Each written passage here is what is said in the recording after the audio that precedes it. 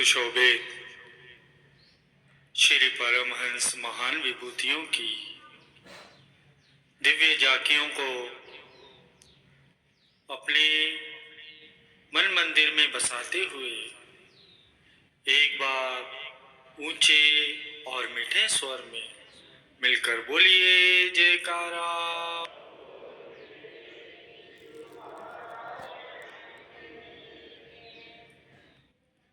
गुरुमुखों, भगवान को यदि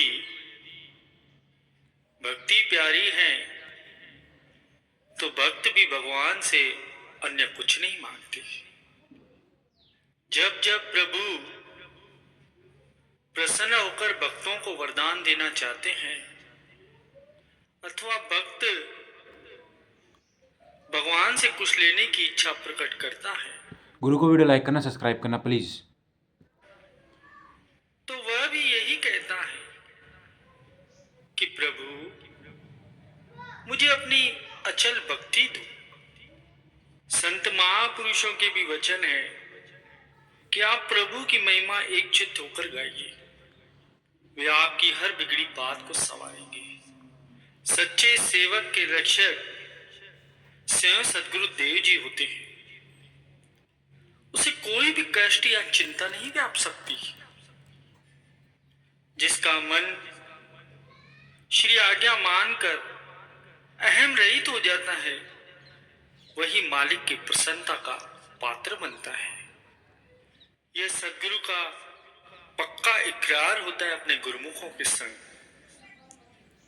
कि यदि तुम हमारे बन के रहोगे तो हम भी तुम्हारे रक्षक होंगे। जब कोई भी भेद न रहेगा तो तुम्हारा मन निर्मल हो जाएगा और सच्ची खुशी और सच्ची शांति प्राप्त होगी। इसीलिए सेवक को सदैव यही सोच होनी चाहिए कि अपने सदगुरु की प्रसन्नता को कैसे पाऊं, उनकी प्रसन्नता को कैसे हासिल करूं।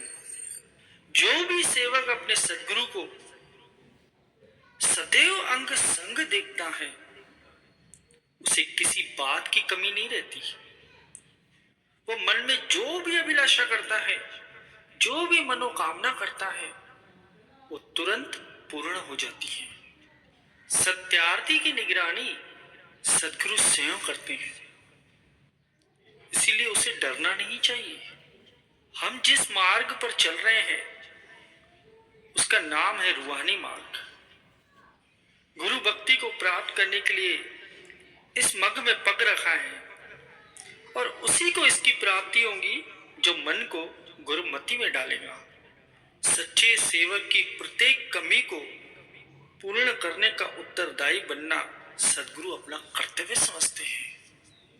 भक्ति के तुल्य त्रिलोकी में अन्य कोई सुख नहीं है।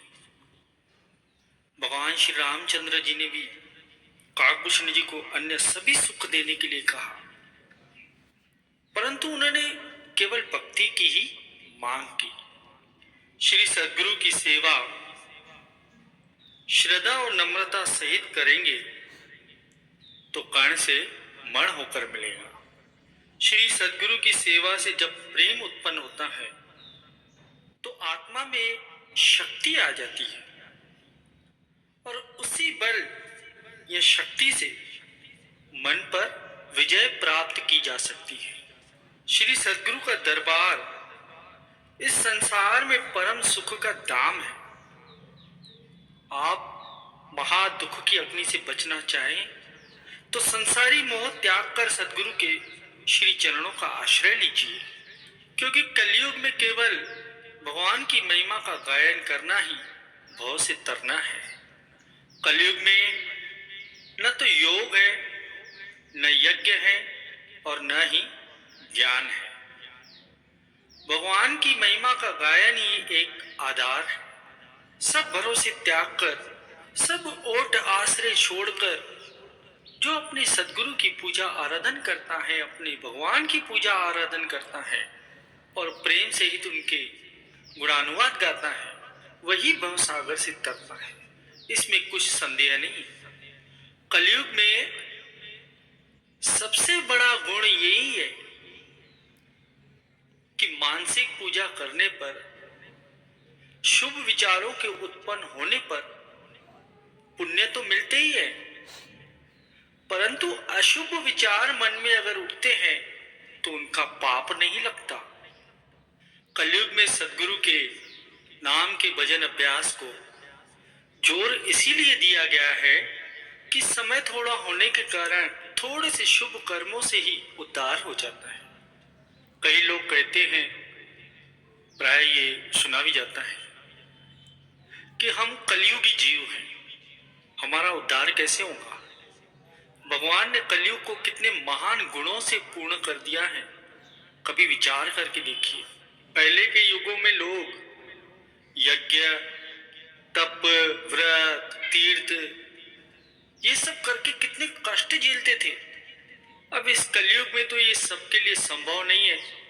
इसीलिए चाहे घर में हो या कहीं बाहर, जब भी खाली समय मिले मन को एकांत में यानी अंतर्मुखी बनाकर विचारों की धारा प्रभु की पूजा में लगा दे, अपने सदगुरु की पूजा में लगा दे।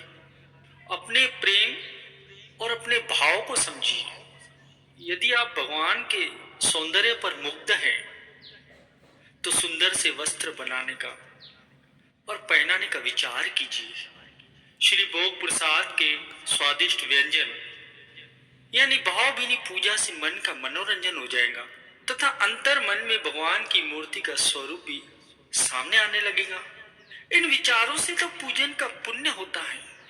यदि आप सदगुरु के ध्यान को न भुलाएं और सदैव उन्हें याद रखें तो आपको ऐसे सुख की प्राप्ति होती है जिसका कोई आदि अंत नहीं है।